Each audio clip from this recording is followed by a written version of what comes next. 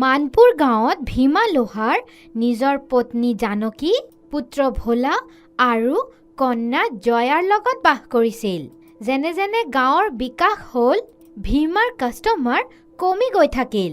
এতিয়া গৰুৰ গাড়ীৰ ঠাইত অটো ৰিক্সা আহি গৈছিল। ভীমাৰ দৰিদ্ৰতা দিন প্ৰতিদিন বাঢ়িয়ে গৈ আছিল।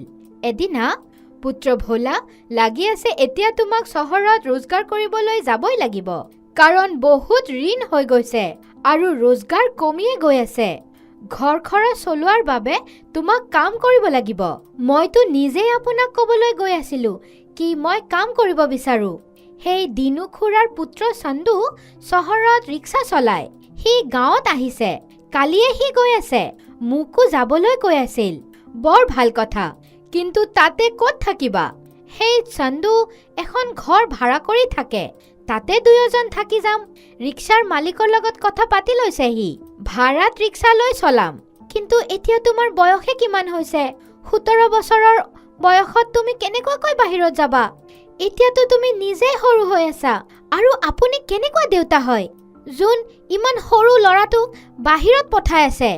মা, মই আৰু এতিয়া সৰু হৈ থকা নাই। ঘৰৰ পৰিস্থিতিটো চায়ে আছা। যদি বাহিৰত নাযাওঁ তেনেহ'লে ঘৰখনো বিক্ৰী হৈ যাব আৰু দৰিদ্ৰতাও কম নহ'ব। ঠিকে কৈ আছা পুত্ৰ, এতিয়া তুমি সঁচাকৈয়ে ডাঙৰ হৈ গৈছা।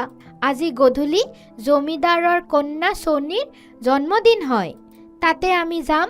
তাৰপিছত তাতে গৈ জমিদাৰৰ ওচৰৰ পৰা তোমাৰ চহৰত যোৱাৰ বাবে পইচা খুজি ল'ম। গধূলি সকলোৱে জমিদাৰৰ ঘৰত জন্মদিনৰ পাৰ্টিত গ'ল। গাঁৱৰ চব মানুহে পাৰ্টিত আহিছিল। ভাল ভাল খাদ্য পদাৰ্থ আছিল তাতে, কিন্তু জয়াৰ লক্ষ্য অকল চেণ্ডউইচৰ ওপৰত আছিল। তাই সেইটো খাব বিচাৰিছিল। দাদা, সেই চেণ্ডউইচটো কিমান ভাল হয় না? মইতো অকল সেইটোৱে খাব বিচাৰোঁ। মই যেতিয়া চহৰত যাম তেতিয়া উভতি আহোঁতে তোমাৰ বাবে চেণ্ডউইচে লৈ আহিম। হয় দাদা, মই খাম, কাকো নিদিওঁ। ঠিক আছে, এতিয়া ব'লা। সোণী কেক কাটিবলৈ গৈ আছে। চব ল'ৰা ছোৱালী সোণীৰ আশে পাশে থিয় হৈ আছিল। সোণী কেক কাটাৰ আগত যেতিয়াই মমবাতিত ফুল দিলে কি তেতিয়াই এটা কেণ্ডেল তাইৰ চুলাত পৰি গ'ল আৰু জুই ধৰি গ'ল। সোণী ভয়ত ইফালে সিফালে দৌৰিব লাগিল। তেতিয়াই ভোলায়ে এখন চাদৰ লৈ সোণীক মেৰুৱাই দিলে আৰু জুই নুমাই গ'ল। তেতিয়াই জমিদাৰ আৰু তাৰ স্ত্ৰী দৌৰি আহিল। সোণী মাজনী, তুমি দুখ পোৱা নাইতো? ক'বাত পুৰি যোৱা নাইতো? নহয় মা, ভোলা দাদাই মোক জ্বলিব দিয়া নাই। হয় মাজনী, মই চাইছোঁ কি কেনেকুৱাকৈ ভোলাই তোমাক বচাইছে। বোলা মাজনী, এতিয়া কেক কাটা, বহুত দেৰি হৈ গৈছে।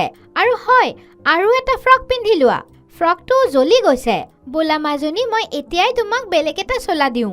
আৰে, তোমাৰ নেকলেছটো ক'লে গ'ল? নাজানো মা, এতিয়াই কেক কাটাৰ সময়টো আছিলেই মোৰ গলত নেকলেছটো। যদি এতিয়াই আছিল তেনেহ'লে কি হ'ল? তোমাৰ গলৰ পৰা কোনে ওলাব পাৰে? ভোলা, অলপ দেৰি আগত তুমিয়ে সোণীক ধৰিছিলা। অলপ দেৰি আগতে জানকীয়ে কৈ আছিল কি তুমি কালি চহৰলৈ গৈ আছা আৰু তাৰ বাবে তোমাৰ পইচাৰ প্ৰয়োজন। কোৱা, নেকলেছটো ক'ত লুকাইছা? মালকিন মেডাম, মই দুখীয়া হ'ব পাৰোঁ, কিন্তু চুৰ নহয়। বাহ, এনেতো চুৰ কৰিছা আৰু তাৰে ওপৰত ডাঙৰ ডাঙৰ কথা কৈ আছা। চোৱা, সাহস ল'ৰাটোৰ কেনেকুৱাকৈ চকু মিলাই কথা পাতি আছে। চোৱা ভীমা, তোমাৰ ল'ৰাক কৈ দিয়া সি যেন ভালে ভালে মোৰ ছোৱালীৰ নেকলেছটো উভতাই দিয়ে, নহ'লে পুলিচৰ হাতত দি দিম। মালিক, আপুনিতো আমাৰ অন্নদাতা হয়, আপোনাক ঠকাৰটো মোৰ সাহসে নহ'ব। কিন্তু মোৰ সন্তানৰ ওপৰত সম্পূৰ্ণ বিশ্বাস আছে কি সি মৰি যাব, কিন্তু চুৰ কৰাৰ নিচিনা ভুল কাম সি কেতিয়াও নকৰে। লাগি আছে তোমালোক এনেকুৱাকৈ ৰাজি নহ'বা। দিৱান মহোদয়, পুলিচক মাতক। সিহঁতে যেতিয়া 4টা ডাণ্ডা মাৰিব চব সঁচা কথা ওলাই আহিব। মালকিন, মোৰ ল'ৰাটোক বচাই লওক, সি নিৰ্দোষ হয়, চুৰটো সি কৰিবই নোৱাৰে। চোৱা জানকী, এয়া সঁচা হয় কি অলপ দেৰি আগত সোণীৰ গলত সোণৰ নেকলেছটো আছিল আৰু তাৰ পিছত সোণীৰ ওচৰত অকল ভোলাই গৈছে। এতিয়া পুলিচে ক'ব কি নেকলেছ ক'ত গৈছে আৰু কোনে লৈছে। পুলিচ আহিল আৰু ভোলাক সুধিলে। সন্তুষ্টজনক উত্তৰ নাপাই ভোলাক ধৰি থানালৈ লৈ গ'ল। তেতিয়াই সোণীৰ টুপিটো তলত পৰি গ'ল।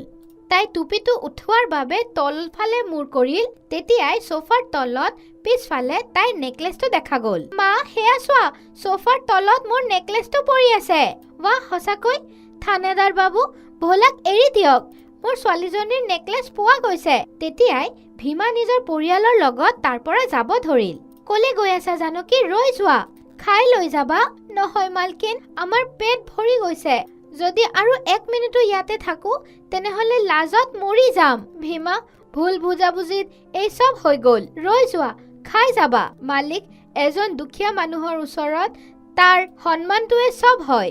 আজি সম্পূৰ্ণ গাঁও আৰু সমাজৰ সন্মুখত মোৰ পৰিয়ালৰ সন্মান গুচি গ'ল। এতিয়া মোক আৰু নৰখাব মালিক। ব'লা ভোলা, ভালেই হ'ল তুমি কালি গাঁও এৰি চহৰলৈ গৈ আছা। হয় দেউতা, মই আৰু ইয়াতে থাকিব নিবিচাৰো। যেতিয়া সোণীৰ গাত জুই ধৰি গৈছিল তেতিয়া কোনেও তাইক বচোৱা নাছিল, আৰু মই তাইক বচাই এয়াও পুৰস্কাৰ পালো। ব'লা জয়া। কিন্তু মইতো স্যান্ডউইচ পৰঠা খাব বিচাৰো। মোৰ বৰ ভাল লাগে স্যান্ডউইচ পৰঠা খাব লাগে। ব'লা ইয়াৰ পৰা। এইবোৰ সব এই ধনী মানুহৰ খোৱা বস্তু হয়, আমাৰ নিচিনা দুখীয়া মানুহৰ বাবে নহয়। জমিদাৰ বহুত বুজোৱাৰ পিছতো ভীমাৰ পৰিয়াল তাৰ পৰা ঘৰত গুচি আহিল। জয়া কান্দিয়ে থাকিল। জানকী খঙত তাইক চপ্পলেৰে মাৰিলেও কিন্তু জয়া স্যান্ডউইচ পৰঠাৰ জেদ নেৰিলে। ভোলা জয়াক শান্ত কৰাৰ বাবে লোহা দি স্যান্ডউইচ পৰঠাৰ চাঁচা বনালে। চাঁচা বনোৱাৰ বাবে বস্তুত আহা এখন ত্ৰিশূলৰ ব্যৱহাৰ কৰিলে। জয়া বৰ ভাল পালে। তাই লোহাৰ স্যান্ডউইচ পৰঠাটো লৈয়ে শুই গ'ল। পিছদিনা ৰাতিপুৱা, আৰে ইমান গাল স্যান্ডউইচ পৰঠা ক'ৰ পৰা আহিল? দাদা, মা, দেউতা সকলো উঠি যোৱা, সোনকালে ইয়ালৈ আহা। এয়া চোৱা, কিমান গাল স্যান্ডউইচ পৰঠা। ৱাও, মইতো সব খাই ল'ম। জয়া ভোলাৰ ফালে চালে। এনেকুৱাকৈ কিয় চাই আছা তুমি মোক? মই নাজানো কি এইবোৰ স্যান্ডউইচ পৰঠা ক'ৰ পৰা আহিছে। হ'ব পাৰে মালিকে পঠাইছে।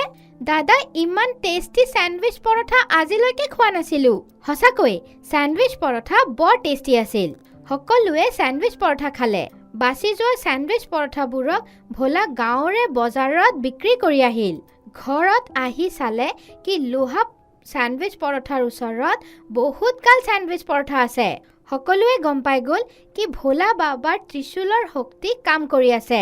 এতিয়া সিহঁতে চহৰত গৈ নিজৰ দোকান খুলি স্যান্ডউইচ পৰঠা বিক্ৰী কৰিব ধৰিল। সুস্বাদু হোৱাৰ বাবে গোটেই চহৰত ডিমাণ্ড হৈ গ'ল। কেইদিনমানৰ ভিতৰতে গোটেই ভাৰতৰ সকলোতকৈ ডাঙৰ স্যান্ডউইচ পৰঠা মল খুলি ল'লে, আৰু তাৰ আউটলেট দেশৰ লগত বিদেশতো খুলি